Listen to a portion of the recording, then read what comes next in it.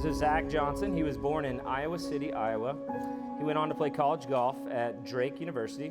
He turned professional in 1998, and in 2003, he led the money list on the nationwide tour with a record earnings of $494,000 and $882, earning auto promotion to the PGA Tour. I actually asked Zach about this earlier. He said it's probably his greatest year ever. Since then, he's gone on to what's that? I got married.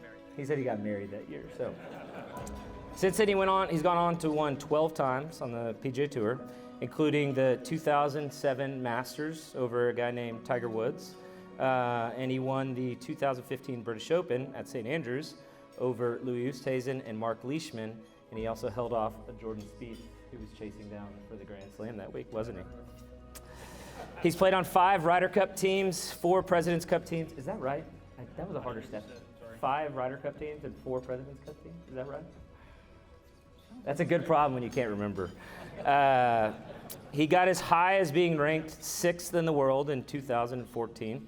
And Zach and his wife, Kim, have 2 sons, Will and Wyatt, and 1 daughter, Abby Jane or AJ. They currently reside in St. Simons Island, Georgia. So, Zach, why don't you go ahead and just kind of kick us off. Just give us a little bit about your upbringing, kind of how you got introduced to golf, kind of all the way through your high school years. Yeah, no, thanks, Matt. Thank you for having me. This is quite special and a little more formal than I anticipated. So enjoy these bad boys. They're raw and real. No, but yeah, so Matt mentioned it. I'm from Iowa. 22 years of my life was spent up in that, I think, great state. Hawkeyes. Go Hawks. Go Bulldogs. So yeah, I mean, as a kid, it was a pretty darn good lifestyle. I mean, I was very much given a lot of opportunity in the classroom, out of the classroom. Probably pretty normal upbringing. I mean, things I took for granted, but loved sports and still do to this day. I mean, the competition was my childhood. 2 siblings, both younger. That's what they did, and my parents pretty much fostered anything we wanted to do that kind of was attractive to us. So great. I loved sports. I mean, I played everything under the sun, and clearly, some of the bigger sports those days were numbered for me. Football was brief, but I enjoyed it.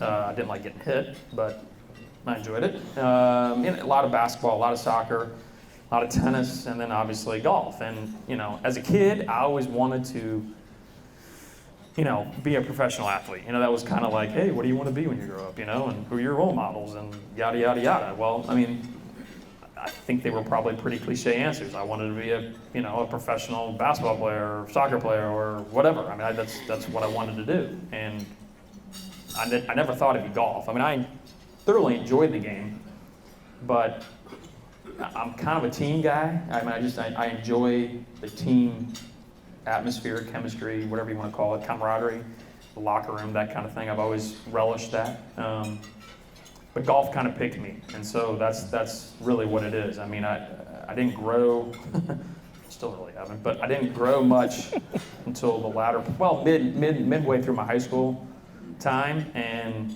during that time, I remember the basketball coach was like, "Oh yeah, I mean, you'll make the team." I'm like, "Holy cow, I'll make the team?" It's like, "Yeah, but you won't play." I'm like, "Well, I understand. I mean, that's very obvious." So, it was one of those. He's like, "Maybe you should just think about golf." And I'm like, "You know what? I think I might." So, I was about 16 when I fully committed to the game. I mean, I played a lot prior to that, but I mean, fully committed, played in tournaments, things of that nature. Garnered a scholarship to play at Drake University.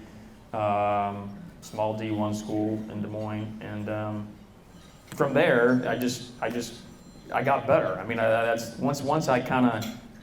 once the sport kind of grabbed me, and I was like, okay, I probably should take this a little more serious than some of the other sports. I reverted back to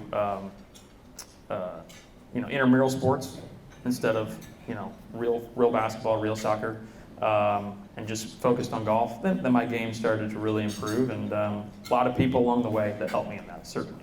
So tell me, was there a time either in high school or in Drake where maybe you kind of had an epiphany like, hey, I'm pretty good at this game? I mean, there's been little things along the way, little steps along the way, little, I would say, realizations that, you know what, I'm actually decent at this. I mean, I was always pretty coordinated in things, you know, with a ball or a racket or a club, but I mean, nothing that stood out, but I always worked. I didn't mind. Once I was given a task, I was always able to find the motivation to go accomplish that. Probably almost sometimes take it too far, if I can find a fault. And so, yeah, so, you know, I was on a really good team, considering where we're from, you know. We did make nationals my junior year and finished top 20 in the nation, et cetera, but I was never the number one man, you know, nor high school or college. And so, you know, I always use that as motivation too, right? I want to get better and get better and get better. And so, yeah, in college, I won a couple tournaments, you know, and every time you play decent, you get some confidence. And by the time my senior year hit, I was like, okay, I mean, I got to take things serious now, right? What am I going to do, right? And I mean, I could go back to the club that I worked at and become a club pro, which, sure, that's fine, still in the game. I could go get my master's, you know, business, that kind of thing. Got a different master's. So, that's terrible. I might have to use that one again. That was pretty good. But, you know, or I could, you know, find some sort of job in the business world. And it was one of those, I'm like, okay, I'm improving pretty much on a steady trajectory here. I don't want to have the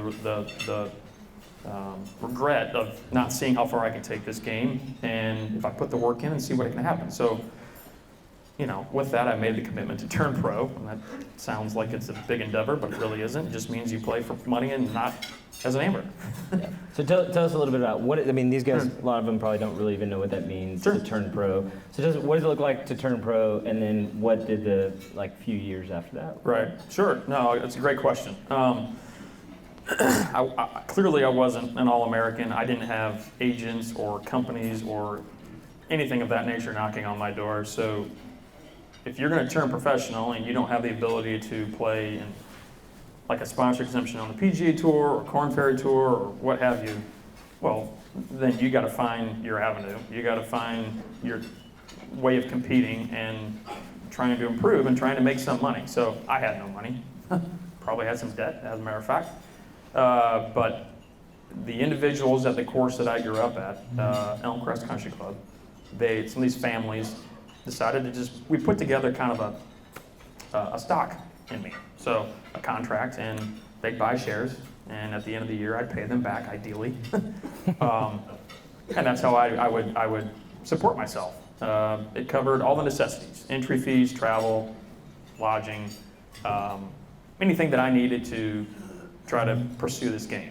And full transparency, I probably took that for granted, you know, at the time, but I certainly don't now, because it was amazing. I mean, I had a lot of peers that were actually really good, you know, probably even some that were better, that struggled in that regard, just the finances. I mean, the finances gave me the opportunity, and sometimes that's all a kid needs, right? So yep. The motivation behind these individuals was pure, I think. They just wanted to see a kid, you know, kind of chase his dream, and I'm forever grateful. I mean, it's probably not a normal situation, but you know, there's only so many kids that could go straight from college to the PGA Tour. So, Zach and I have a mutual friend who's a writer. His name's Sean Martin. Some of you guys may follow him on social media, but he told me this morning at breakfast that he said Zach Johnson's probably the best person to ever come through the Hooters Tour ever.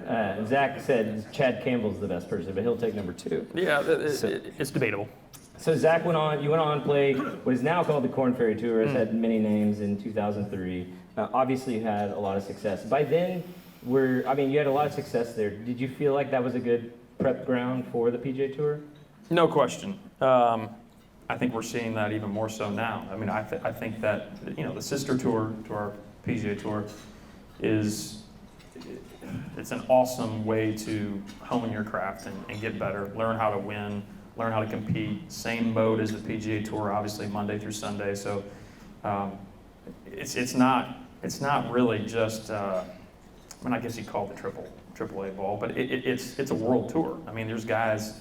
Yeah. Granted, there's some that are out of the United States. So there's guys that, come from all over just to compete on that tour. And I think it's going to continue to build and get bigger and better. I know the tour's making it a priority. So a lot of individuals that have come off that tour have won a lot of golf tournaments on the PGA Tour, and that won't stop.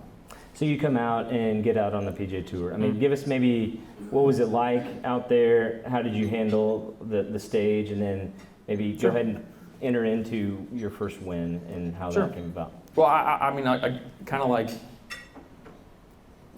my college career that was okay. My mini tour career kind of got off to a sluggish start, but there was a point there where I started working with a new coach. Might have met a young lady, and a couple other individuals that I associate myself and where my game started to really take that nice upward climb. And those years were great. I mean, I learned how to win on that Hooters Tour. I learned how to win state opens and Monday qualifiers and things of that nature. So when I got my tour card, 2003 was a great year. I got married. She quit her job, and we just traveled together. It was amazing. No kids. Oh my gosh. That's hard to even utter. I mean, I don't even remember that much. But it was awesome, and some of those friendships that she and I had that started that year are still some of our best friends. So pretty cool. So then, fast forward to 2004, my rookie year. I felt, because of the successes I had in 01, 02, I felt like I was ready for the PGA Tour back then. And I don't know if I was, but clearly your scorecard is what it is, right? I mean, if I was, I would have been already on the PGA Tour. But 2004, my rookie year, it got off to a pretty good start. I think I won, I don't know what it was, my 7th, 8th, or 9th event on the PGA Tour in Atlanta. And, obviously there's a realization period right there. Okay, I kind of do belong out here. I won.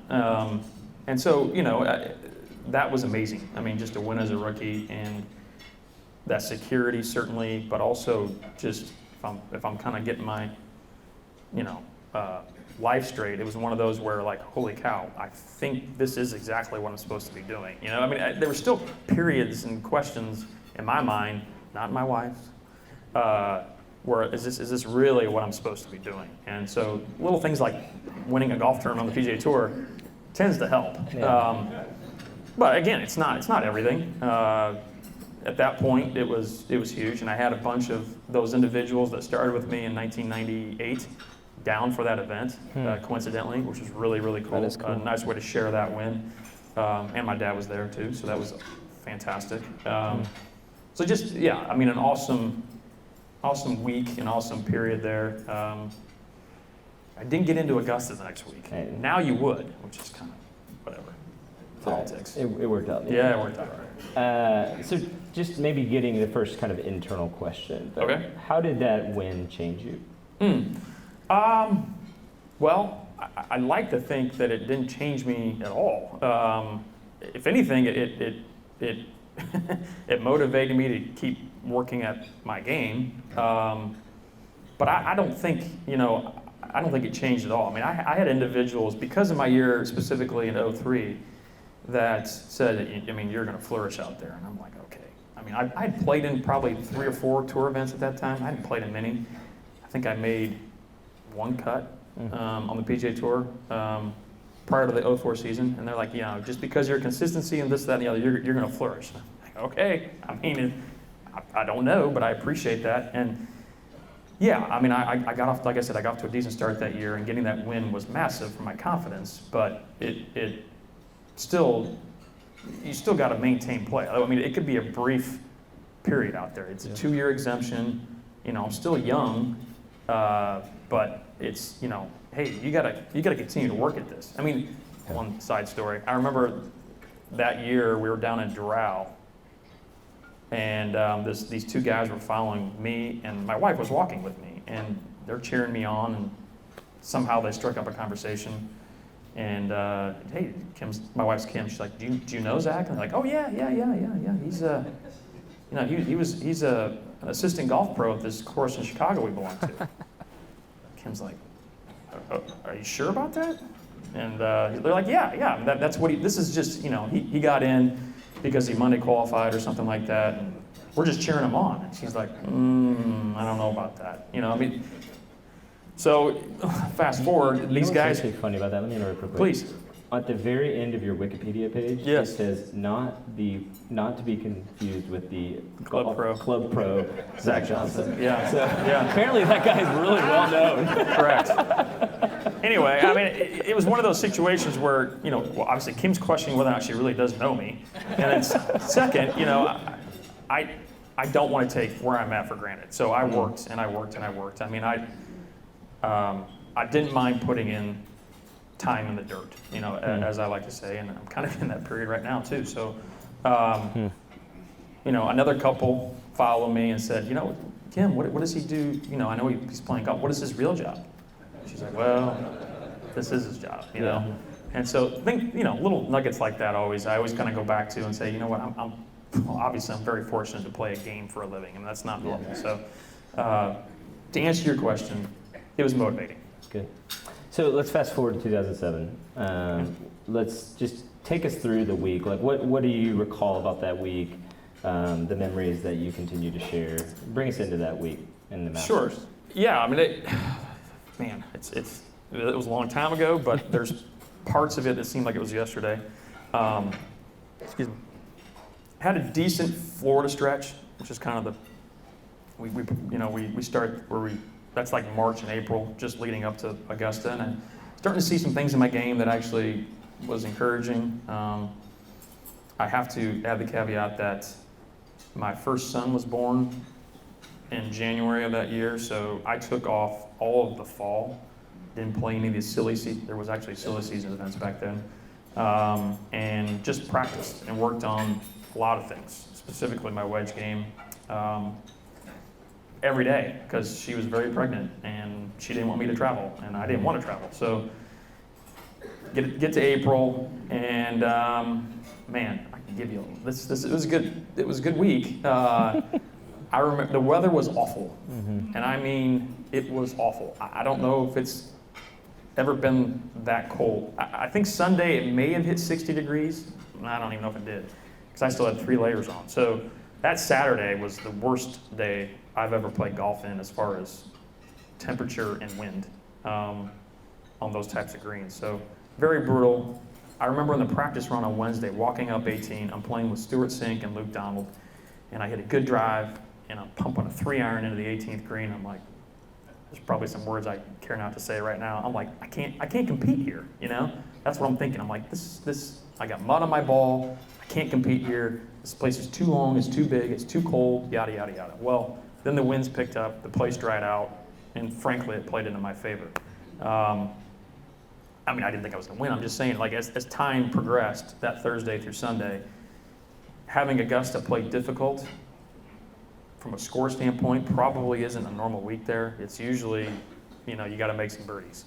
And so I got off to a good start Thursday, Friday, had the lead at some point on Friday, and Saturday, I shot 76 on Saturday and moved up. So, wow, that right there will tell you how difficult it was. I was 2 shots back of the lead going into Sunday. Tiger Woods and Stuart Appleby, I think, actually had the lead. Might have been 3 shots back. I can't recall. But point is, it was just really difficult. I put the VJ that day. He either shot 81 or 82 and didn't play that bad. I mean, it was brutal. Brutal conditions. Putting was harder than hitting a shot. Hitting a shot was very hard. And Sunday comes along, and I'm just kind of like waiting for my game to just, I don't know. I mean, I felt like the best part of my game hadn't shown up yet. I actually switched drivers going into Saturday's round. That's another side note. And I just felt like, hey, you know what? You're hitting it solid. It's just not all clicking yet. And so I was 4 over going into Sunday's round for the tournament. 2 shots back, I believe. Got off to a good start. Looked at the leaderboard on 3. I'm like, okay, I think I'm tied for the lead now. I birdied 2, I birdied 3. I'm like, I'm not going to look at the board again. And then We make the turn. I shoot 1 or 2 under on the front, and I just felt like I was walking in the park, man. I mean, I remember walking down 10 fairway vividly, just like I had to use the restroom. Usually I get a little antsy, a little impatient. We're playing in Tucson, obviously. I'm playing with my buddy Vaughn Taylor. I'm like, I'm walking in the park. It's Sunday, it's Easter Sunday. This is amazing. The sun's out finally. It's not 35-degree wind chill. Let's just have fun. And so started hitting really good shots and made a few birdies. I birdied 13, 14, and 16.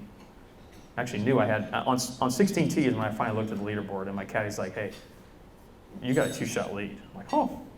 Okay, yeah. It was one of those where I'm like, this is foreign territory right now, I mean, at that point I had won one event on the PGA Tour. Wow. I had a couple decent finishes in majors, but nothing like anything significant to this, not in a position going into the last few holes to actually win a golf tournament in a major. So, were there some significant Tiger roars going around? Yes, there was. I remember I was on 15, the par 5, shocker, I laid up, and I'm getting ready to hit my wedge shot. And I'm not like pulling the trigger, but I'm like really getting into it. And you just hear this roar on 13, right? They're 2.5 holes behind us. And it was crescendo roars, right? And there's a roar if Zach Johnson or Vaughn Taylor hits a good shot. And then there's that other stratosphere of roar that when Tiger Woods does it. And you could hear it. Like it landed, I knew exactly what happened without seeing it. It landed in the green, it hit the hill, went down the bank to basically a tap-in eagle. And I'm like, well, shoot, now, I mean, at that point, I really didn't know where I stood, like I mentioned. And so I'm thinking, yeah, he's probably running away with this. It's kind of what I'm assuming. I mean, it's Tiger Woods. I mean, at that point in his career, especially if he was near or around the lead, he did not succumb. He did not falter. And, maybe ignorance is bliss. I mean, the beauty of it is I got to 16, I guess, and I actually had to hit a good shot, and I actually made birdie. That was a huge putt. I did 3-putt 17, but... You probably don't know this, but I was actually the first person right behind the tee on 16 when you hit it. Were you really? Yeah, I was there. Yeah. Dang. So when you said that was wasn't a good shot. cold that what day, did I do there fundamentally that was so good? Because I'm trying to... It was a beautiful draw. I do remember that. It was a draw. Yeah. My fades draw fall left. You said it wasn't cold that day, but at 5 a.m. when I got there, it was freezing. It was freezing. Yeah, it was brutal. And so anyway, I get to 18, right? And I got a chip, a very benign chip, thank the Lord. I mean, it was, I could have used 4 different golf clubs to hit this chip. It was one of those situations where now I know where I'm at. I had a 1-shot lead over Justin Rose. Mm-hmm. And I turned to my caddy, I'm like, okay, I mean, this is one that you kind of like want to make, right? I mean, I don't have to, I mean, I'm not saying I need to make it, but I'm like, I'm approaching this like it's Thursday, because this chip is one where like if you're betting your buddies, like you got to get this close or I'm going to try to make it. I mean, that's really, and I hit it to that. Thank God I didn't have to putt that. It was just a tap in. But it was great for me mentally just to say, hey, you're right where you need to be. This is a chip that's almost like a putt. Let's be aggressive, but also understand the situation. And, tapped in. I got a 1-shot lead. Now the emotions are running through me. I'm like, holy cow, what's going on? My mother-in-law ran back, had a police escort to and from to get my son, who's 4 months old. She runs in, I kiss him, my family's there, my friends are there, I'm emotional. I'm like, wait a minute, I gotta check myself here, right? There's still 2 groups behind me. I gotta get ready for a playoff, I mean, that at one point I'm like, that might be even ideal, I didn't know. And so, so my manager's with me, I'm like, hey, I'm gonna go in the locker room, just relax, and just use the facilities and then go to the range, start practicing. Well, I sit down. Tiger's now on, Justin Rose doubled 17. So Tiger's on 17. He's got to go birdie.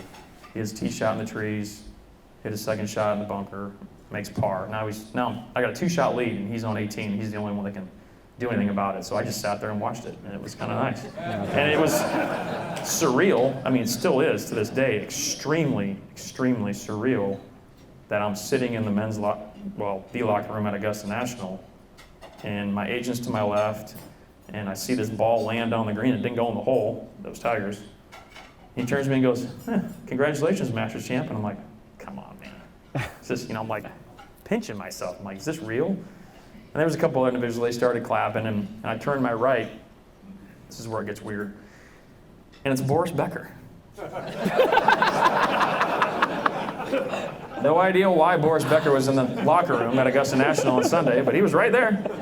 And then I was whisked away. That was it. Met him, left. Strange. And after that, it's a blur. I mean, media, and ceremonies, and all sorts of really cool things. Butler Cabin, etc. Yeah. But awesome that it was on Easter Sunday. Awesome that I had family there, friends there. And again, it was a shock and awe kind of moment. So you go on, and we're gonna have to unfortunately blow through this, but No, that's all right. you go on 2015 British Open at St. Andrews. Yeah. Just give us just one highlight from that week. I mean, that you Sure. remember coming off of that. It was an amazing, amazing week. That's probably my favorite tournament to play in outside of the Ryder Cups and things of that nature. My wife's been to 2, and that was one of them. So that would be the highlight, honestly, is the fact that I was able to stay with my wife at the British Open, at St. Andrews. Saturday's round was, again, I mean, the weather conditions were just, if they postpone the British Open because of wind, it's windy. Yeah. And so I didn't hit a shot on Saturday. I finished my second round on Friday. But there was half the field that had to play, had to finish the round. I think it was Saturday night or Sunday morning. Anyway, the playoff was on Monday. Made a putt on 18 in regulation to kind of get me in that position. And obviously the playoff went in my favor. But amazing week. I have the Boris Becker story. Friday night, we're out with some friends, couples. I hope it's not Boris Becker again. It's not Boris Becker, but I sat right here, and right here's my wife, and it was the Leonards, the Mickelsons, the Furyks, and some other good friends, and it was Will Ferrell. Wow. You didn't think you'd hear that name today, I did you? not. Yeah. I did not. Yeah, so really bizarre. He's at that point, he had been to 2 major championships. It was the 07 Masters and the 15 Open. Well, so. I was going to tell you, I've been to 4 major championships: the 07 Masters, the 15 British Open, and 2 Nice. other Masters. So What- 50%. let me know of the which time one you're that I'm going to. with- Yeah. 50% of the time I'm with you. I like those you odds. win. So Yeah, well. I'm free if you want to take me to any future. Buddy, events, so. come on. I mean, winning that claret jug was huge. Yes. It's probably my favorite thing I've ever had for a year. And I'm going to have you tell the claret jug story in the Q&A because it's just too good. But we'll get there. That is a really good story. Cool. Last kind of Not my proudest moment. Go ahead. last golf question is just give us. You've played in 4 Ryder Cups, 4 Ryder Cups. Five Ryder Cups, Yeah. for sure. And you've now vice captained 2. That's correct. Right. Okay. So just tell us a little bit. What's it like playing the Ryder Cup, and then what was it? How was it vice captaining? Sure. And this It's past one? way better playing. As a competitor, as a golfer, you'd much rather play. That being said, if you cannot participate with your golf clubs, you will serve that team, that captain, in any capacity necessary. I mean, to dumb it down, I'd make the peanut butter and jelly sandwiches. I don't care. I just want to be a part of it. Once you taste it, it's amazing. It's just an awesome, beautiful week. Well, as a vice captain, it's a stretch because there's a lot that goes into it prior to that week. And most of my work, even this past fall, was done prior with the other vice captains and Captain Stricker, obviously. So I love both roles. Yeah. Obviously representing your country is huge. That's part of it. But also going back to the beginning of my story, I mean, I love team atmospheres. I love the fact that all of these guys were able to kind of join hands and band together and go out for one mission, one purpose. And it's pretty awesome. I think Captain Stricker did an amazing job this year. I had great captains all along the way. Strix was different, but different in a great way. And I think our team's set up for probably some pretty good stretch here. I'm not going to guarantee anything, but good night. The youth of the sport in general, but specifically the Americans, is pretty impressive. Yeah. It makes my week to week very difficult.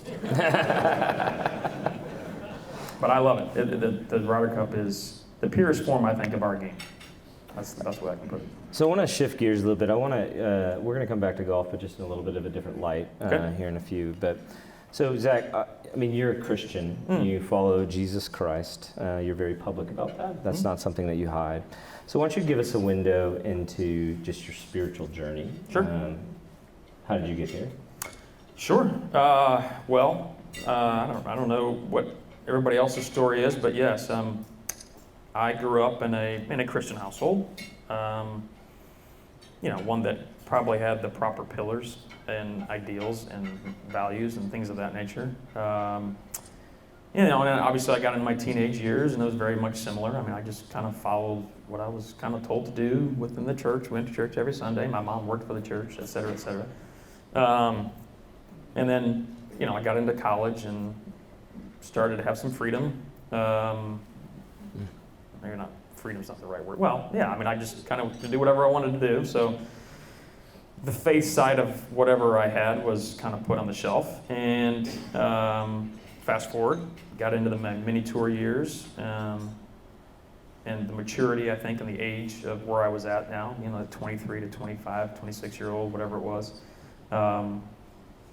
Taking life a little bit more serious, understanding and trying to plot a course for my life, trying to see what I'm supposed to be doing. Where does at that point I believed in God, but it was almost like I only believed in Him when I wanted Him. There was kind of like a constant itch that I was trying to scratch, and it always come back, And it was immaturity, certainly, but it was also that, fortunately, it was one of those things that dawned on me. I'm like, hey, I'm hitting a golf ball. I'm going to probably play this game. Now I'm starting to have some successes. I might even take this game to the PGA Tour. I might even take it even further. I mean, I don't know.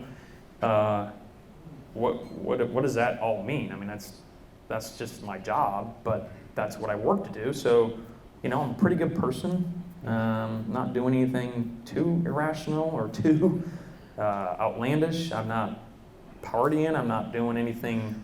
Well, I guess I was at one point, but I'm not getting in trouble. I'm putting, I'm working. I like hard work. I believe there's a God, but I really don't pray a whole lot. I mean, if I do, it's because I want something. All of these things were kind of like surfacing and bubbling, and I had a couple individuals that I was really close to, my swing coach in particular, my manager, and some peers of mine that I was traveling with. They started challenging me, and because they knew I was kind of wrestling with some of these things, and just the futility of knowing that, okay, golf may not be here tomorrow. What is life all about? That's kind of where I was at, because at that point my identity was solely wrapped around, for the most part, what my scorecard said or what the bottom line was in my job. And it just seemed futile. I mean, even as a young pro, I'm like, this just doesn't feel like there's any sort of substance.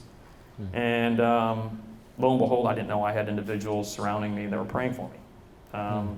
If anything, my walk is definitely about power of prayer. So once these were revealed to me and I started to really do some inner soul searching and things of that nature, I just didn't like where I was from a maturity standpoint, from a posture standpoint, from a day-to-day standpoint. It just felt like I was going through the motions. And sure, I might be getting better in the game, but again, where is that going to take me? I was really looking at my life through a temporal lens. Like, hey, I'm going to get after it today. I'm going to try to improve in my game. And that was really it. And I'm like, this is just... Every night I'd be like, man, golf might have got a little bit better, but okay, is it really what I want in life? And so these individuals, like I said, they started challenging me, and I really started searching. Once I fully started to read the Bible and dig deep into that, I started to understand I'm not going to be able to find my way by doing it my way. And I was kind of checking boxes too, right? Again, I'm a good person. I do all the right things that the world would see. I'm not doing crazy things like I mentioned. I'm going to go to heaven because I know there is a God. That's kind of how I saw it. But then once I fully understood that it's nothing that I can do, there's no box I can check personally that is going to allow me to get to where I want to be from an eternal standpoint rather than a temporal standpoint, that's when things started to change dramatically. Once I fully understood what grace was. Nothing I can do, nothing I deserve in life is on me. It's all about what Jesus has already done. And I didn't understand that until 2002. So since then, these 19 years, that's my daily walk. That's where I go to in the morning. That's where I try to go to at night. Certainly I mess up, but man, the freedom knowing that I can't do it, it's already been done, that whatever comes my way in life, I know where to turn to first, whether it's my marriage, whether it's my job, whether it's my kids, whether it's Iowa football, it doesn't matter. I know where I'm going to go first. And, that's my relationship with Jesus each and every day. That's so good. When you look back, would you say that there was just a time where either through success and the emptiness of success or in struggle and just the difficulty of struggle, Sure. would you say either one of those were more prevalent in your life? Well, I would say it's one of those situations, and I've learned from other people, certainly, by observing and watching. I love the individuals, my peers, where I may not play with them, but when they come off the golf course, I can't tell if they shot 62 or 82. You know, those are the individuals. Those are the ones that I want to be with, because that means, and I know they're working, but it's a hard game. I want to be around the individuals that have golf in the proper priority list in place. I don't care. I don't think it matters what profession you're in. I mean, yeah, certainly we all work hard, and that's what we want. That's what we're supposed to do. You got to do that to, earn a living, support your family, et cetera, et cetera. But when it comes down to it, I love knowing that my identity and my purpose and my focus is not wrapped around my scorecard. So to further that, yes, I mean, I'm very thankful when I play well. I mean, there's no question, because I think, I now understand why I play. God gave me a platform. That's one of the reasons why I'm here, to showcase what His story is in me. And so I fully appreciate that and embrace that. At the same time, I also want to be very thankful and grateful when times are bad. Yeah. And I know that sounds hard and doesn't really make much sense, but it's not a matter of if, it's just a matter of when I'm going to have trials and valleys and all the above. And currently I'm kind of in one. And I say that, but I'm trying to find the joy in that. I don't mind working. I don't mind getting up and trying to have to work and get better. But I know it's one of those, like, I go back to, not to get all too much into it, but I go back to Romans. I think it's Romans 5, beginning of 5, somewhere in there. 3, maybe 5:3, I don't remember. And it basically just talks about when you're in a difficult situation, because it's going to happen. Where do you turn? And so, if you fully understand that these difficult situations can make you better, and if you look at it from an internal standpoint, which is how I try to go about it, those difficult situations certainly will breed endurance. You have to endure a lot, and then from there, that builds character, and then from there, that, just getting chills saying it, that gives the ultimate thing in life, in my opinion, especially in the days we're in, hope. Yeah. And that's what Jesus is. He is our hope. And so I kind of go, it's kind of been those 3 or 4 verses right there have been kind of what I've been leaning on as of late. And I love that. I mean, I recite them to myself, frankly, almost daily, even when I'm playing, even when times are good and times are bad. I just love the fact that I can rely on what really is true right now, especially with what we're going through in this world. I know what's factual, I know what's true, and that's what's true. So Zach, we have a lot of people in this room who've either been invited or for whatever reason they're here with just all types of different beliefs. If you had just kind of one word of encouragement or one thing you would want to encourage these guys in, where would you want to say? Yeah, well, I don't think it matters what you do in life. I think my challenge would be to just really dig deep inside and fully try to reveal your heart to yourself and then to others. And in the sense that, hey, if your identity is solely wrapped around something other than your faith, Jesus, every day, then you might need to really dig deep and check out why. I mean, I think based on what I've read about Toolbox and based on what I know about Search and some of these other ministries, CGF certainly, there's individuals that can help you with that. At the same time, even more than that, almost getting to the point where the accountability, the transparency is there so that you can see growth, you can see, I think, what your true identity should be in life. I play golf, but it doesn't matter. Your ministry is your work. We were just talking about it. Matt over here is actually taking a different position in life, and it's scary, it's daunting. I know it was prayer-filled, but it's amazing if you fully understand why Jesus has you where you are. And that's where I'm at. I mean, fortunately, I've put a lot of time and energy into my game and into my craft, and I'm a veteran on the PGA Tour. Never thought I'd ever say that.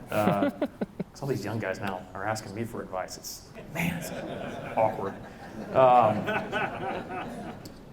But I'm grateful. I mean, I'm forever grateful in that. I don't like where my game is at, but that's irrelevant. It doesn't matter. I mean, I'll figure it out. I have the right people around me.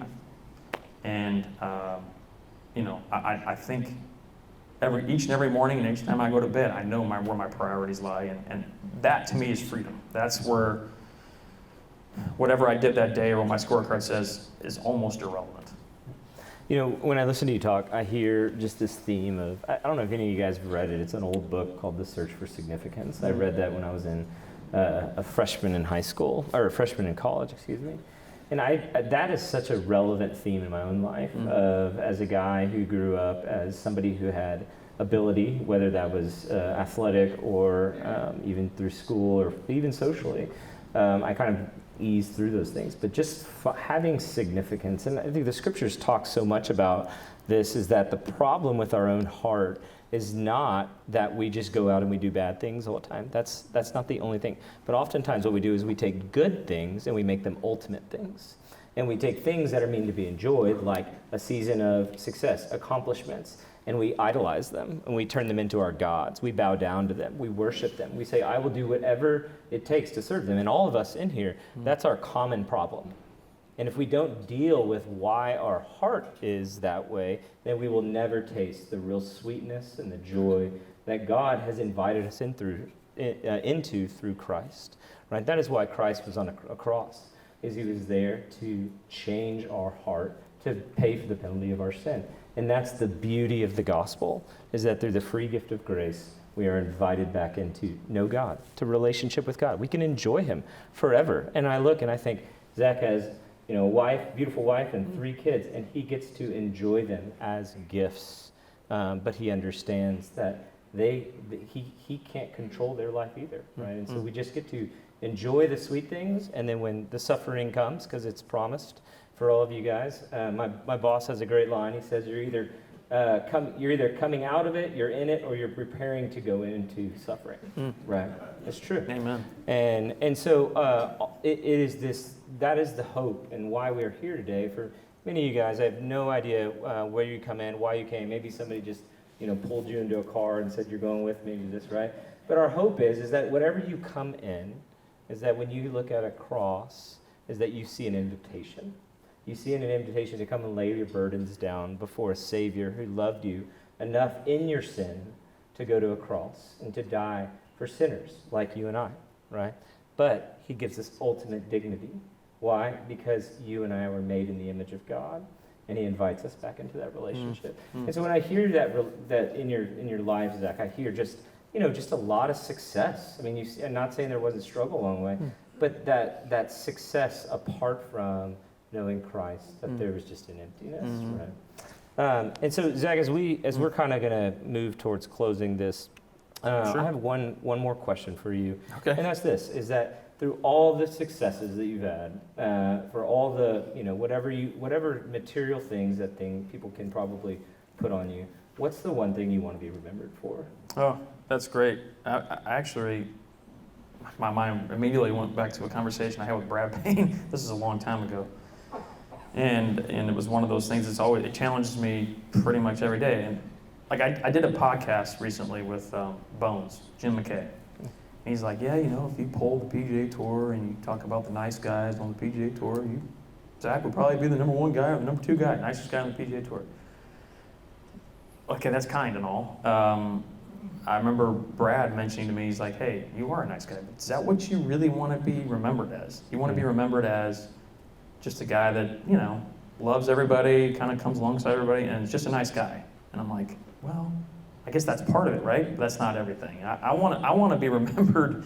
I want to be known as an individual that certainly put time into his craft, put time into the things that, you know, I guess others see.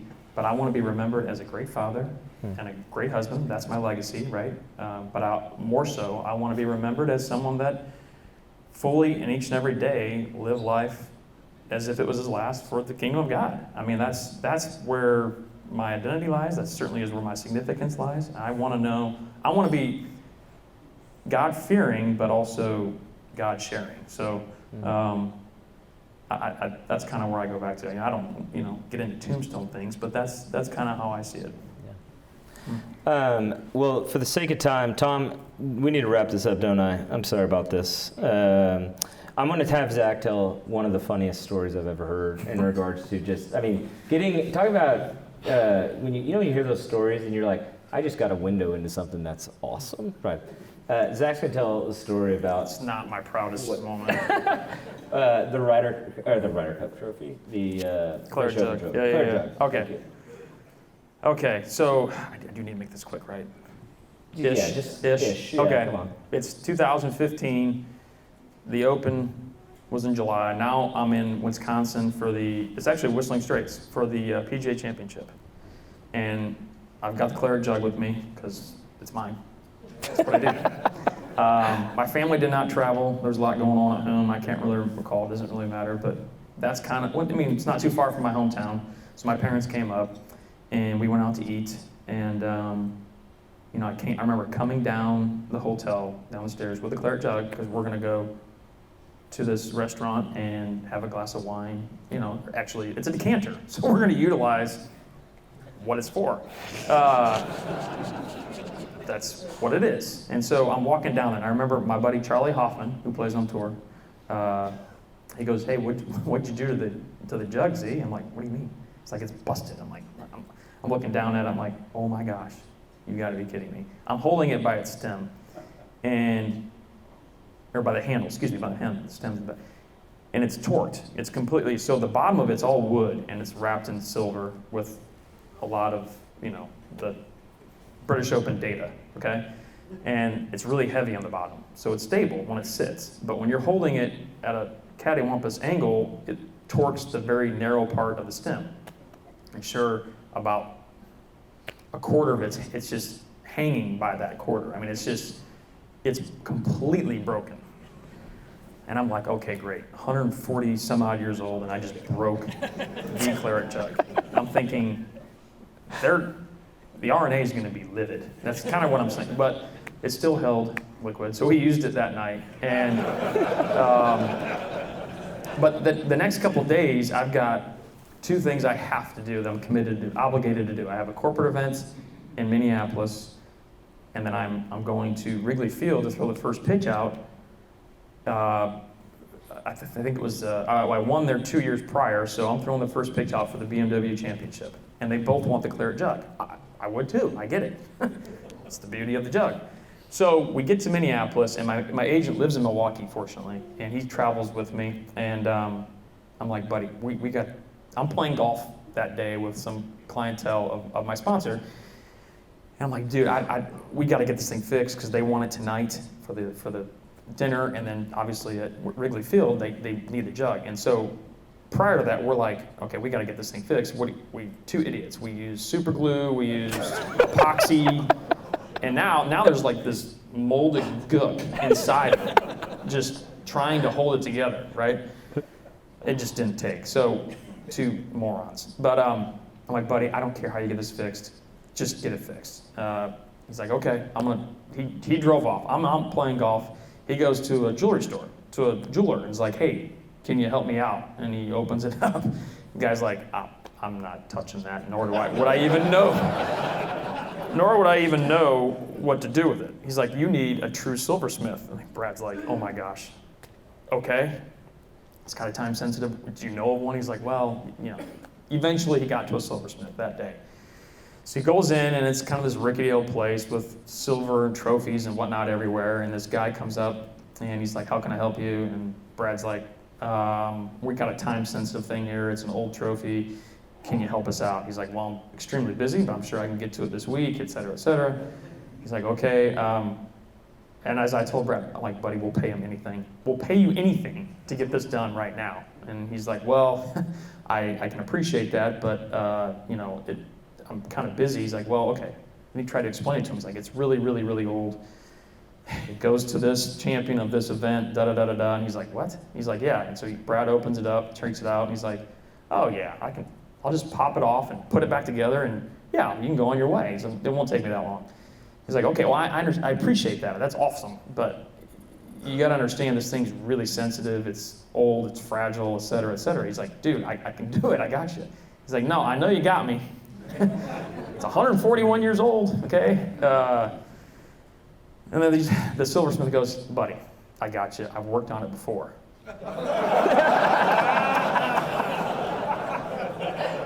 Brad's like, no, you don't understand. This thing, came from Scotland. He's like, no, Tom Lehman broke it in 1996.